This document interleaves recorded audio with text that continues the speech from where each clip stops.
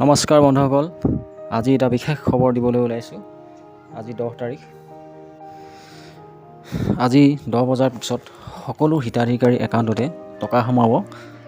চৰকাৰে এইটো ঘোষণা কৰিছে। অৰুণোদয় হিতাধিকাৰীৰ যিবিলাক হিতাধিকাৰী আছে, বৃদ্ধা পেঞ্চনৰ যিবিলাক হিতাধিকাৰী আছে বা অন্য যিবিলাক আঁচনিৰ হিতাধিকাৰী আছে, সকলোৰে একাউণ্টত আজি 10 বজাৰ পিছত টকাটো সোমাব। তেখেতসকলে 10 বজাৰ পিছত নিজৰ একাউণ্টটো যদি চেক কৰে, বেংকত গৈ যদি চেক কৰে, 10 বজাৰ পিছত সকলোৰে একাউণ্টত টকাটো পাব বুলি চৰকাৰে ইতিমধ্যে জনাইছে।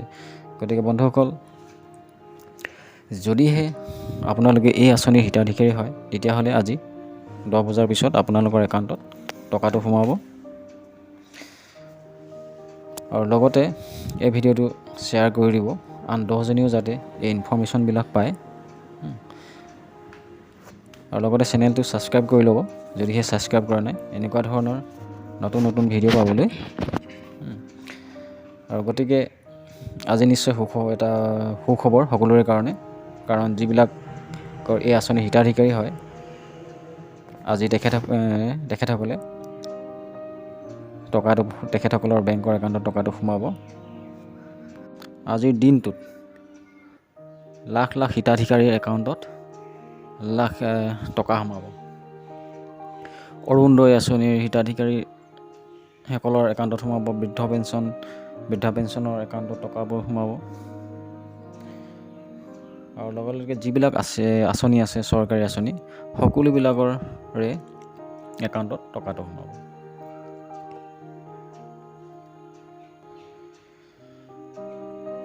যিবিলাক আঁচনি আছে, চৰকাৰী আঁচনি আছে, সকলো হিতাধিকাৰী একাউণ্টতে প্ৰতি মাহৰ 10 তাৰিখেই টকাটো সোমায়।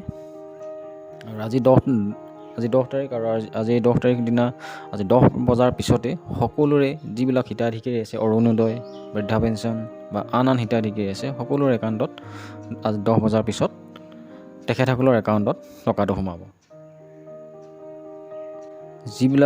যিবিলাকৰ ৰেচন কাৰ্ড আছে, ৰেচন কাৰ্ডৰ হিতাধিকাৰী, তেখেতসকলে এতিয়া 10 তাৰিখ আৰু 16 তাৰিখৰ ভিতৰত ৰেচন দোকানীৰ পৰা চাউলটো পাব।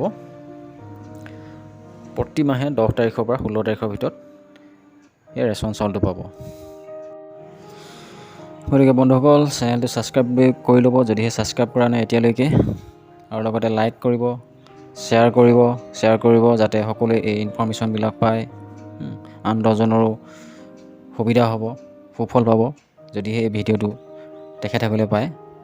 ধন্যবাদ।